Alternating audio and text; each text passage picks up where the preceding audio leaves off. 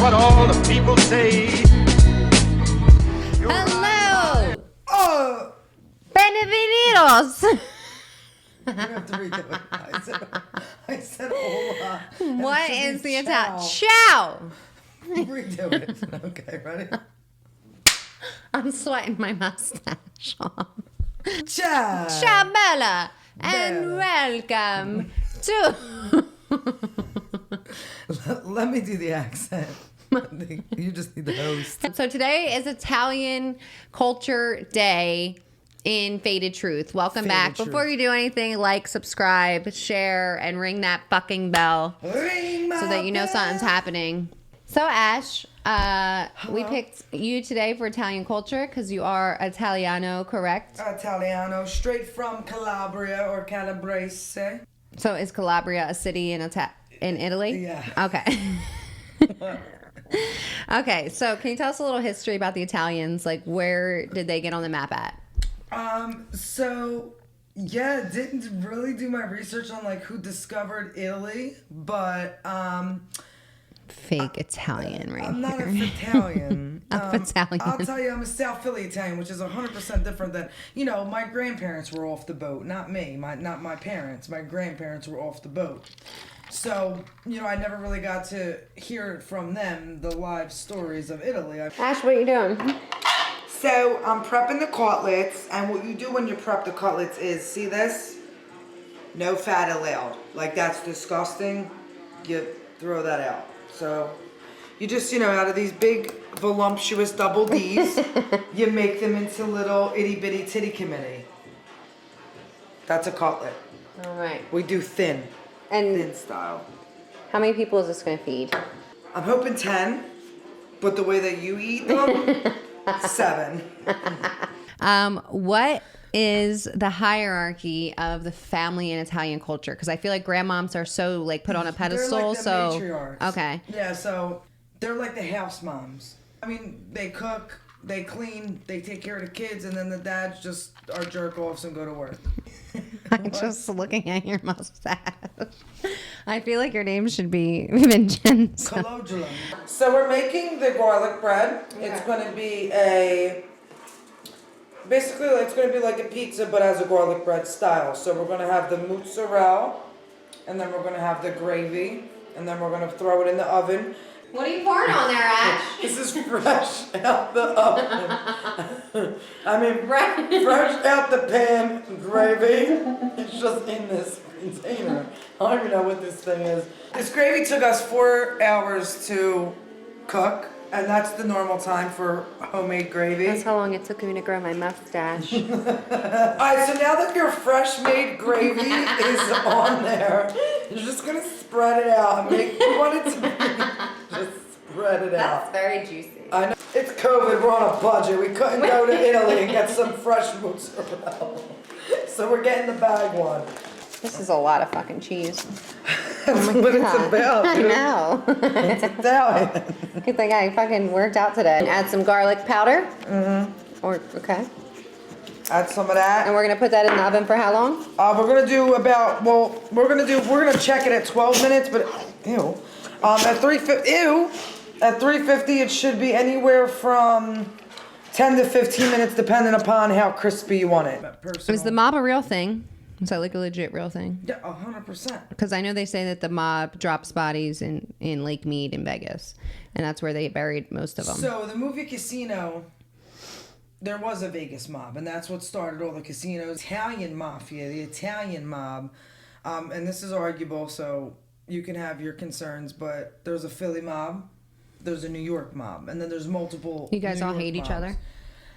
I mean, basically the only ones that are hated in the mobs are the rats, the ones who ratted. 6ix9ine, you a rat. The John Gotti and the Philly people, and it's just a thing. It is a thing. So but nowadays it's like broken. It's like not the same. okay, It's just bubblegum gangsters. I feel like nowadays. bubblegum gangsta. What's Okay. like the biggest thing that irks you about like what people get wrong about Italian? Is it And you know what's mozzarella and mozzarella? Is it fucking So here, ricotta and ricotta? So I'll go by people here because again, when you go against Italy people and American Italians, it'll be different. But I do know that when they say prosciutto here, when it's prosciutto, I've never heard prosciutto in my life. I have heard it here. Well, how do you say prosciutto? Prosciutto, whatever. I say prosciutto. Your ricotta. Like, would you like ricotta cheese? It's ragout. Ragout. This is probably the biggest argument of ever in life of Italian talk. Gravy is gravy. Gravy's not brown. Gravy's red, and you eat it with macaroni. That's gravy. Not sauce. It's not sauce. It's not marinara. So Italians don't call it sauce. I don't know what they call it, but I know that it's gravy. Okay. Gravy. Because macaroni, and for you guys, macaroni is everything. It could be fucking angel hair or whatever. It's called macaroni. It's like pasta. Right. Yeah. Okay. So, but like, your macaroni would just be the elbows for the mac and cheese. Yeah, that would be what I consider macaroni. No. Because I'll call the pasta by its thing, like penne, angel hair, like capellini, whatever. Yeah. These organic eggs are flagellate. God forbid. What's your apron say? How do you get an organic egg, though? Really, though? It stays in the fenced-in yard. I don't know. I just ate a hair. Ew, men definitely eat hairs while they're with their beards. Ew, when you like go down. Yeah, that's why they say let me like keep fucking Ew. juices in your beard or in your mustache. Ew, you kiss men with pussy juice. Right. That is disgusting. So, have you ever been to Italy? No. Do you have family there? I do. I just got in touch with grandmother's maiden family, and I talked to them, but I don't understand because they don't speak English. So they're like, ciao, and I'm trying to translate it, but it's annoying. But yeah, I have family there. My aunt goes there regularly. I'm going to try to go. How many people in your family speak fluent Italian? How many generations are left? Just my mom. I think my mom, and she even forgets it sometimes because my great-grandmother, which never got the chance to like teach us, the grandkids, because she passed away early. But my mom speaks it fluently. Start spreading the news. I'm leaving today. I want to be a part of it. New York, New York. These vagabonds. What are the traditions of Italian culture? Like, what's your main traditions that you stand out? Sundays are always gravy. Sundays are gravy day. So you always eat gravy on Sundays. It's not just Sunday dinner. It's like an actual like gravy. Sunday, yeah, it's like just gravy. I feel like I can't have emotions with that. It's like Sunday dinner. When I laugh, it just falls off. All right. So she's done with the mustache. She lasted long enough. The Feast of the Seven Fishes on Christmas Eve. Okay. That's a big thing. Not a lot of people know about that. So I've heard about that a lot. Another thing which is funny, they always think somebody's against them. So like when we were younger, if like somebody would say to us, "Oh, you have a beautiful baby," like my grandmother would start, it's called the Maloiks. She has to do the prayer, the overlooks it's called. What they feel as though when you're wishing good on people, they can always tell if it's like a fake, like, "Oh, your baby's beautiful. I'm so jealous of that baby. How beautiful it is. I wish it gets ugly growing up," or just something like that. Like, "Oh, I'm so..." Like Regina George. That's the ugliest effing skirt I've ever seen. That's exactly what the So you do this and it's supposed to get rid of them, or what does that do? On Christmas Eve, you're supposed to teach the overlooks prayer. I never learned it again from my mom, but my cousin Dana did. And she just used to do like the sign of the cross, and she would say a prayer, and then supposedly if you sneeze or cough, that means that the overlooks are on, like somebody gave you the maloiks. It's just amazing how much cheese we use. I mean, you just want to get it in there, mix it up, and then boom. For the mixture for the colors, we're going to do panko and Italian breadcrumb style. And that's your choice. You can also just do the regular Italian breadcrumbs, but for some reason I'm just like obsessed with the crunchiness of the panko. And since the panko is plain, I like to add some parsley and then some garlic powder. add that all up in there. And then some, of course, Parmesan cheese. Boom. Now that you have your breading mix.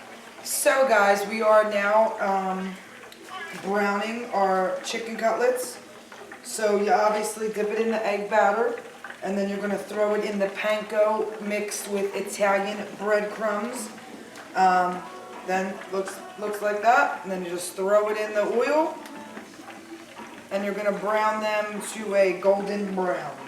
What do you think the most famous dish is for Italians to cook? Like, what is not like what you would eat at the restaurant, but what your family would cook? That's the most famous dish. It would probably just always be.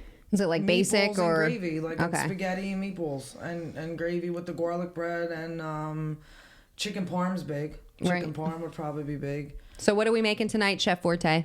Chef Girl our Fort. So tonight we are going to do a fan favorite from her. We're going to do cutlets in Not these kind. Guys, do chickens, when they get the chicken breast, do they use males? Well, that's a question. Please find it out. It's a real question because they both have breasts. So right. So I wonder. But if, chicken, we eat chickens, but aren't hens the girls? So we're always eating males, aren't we?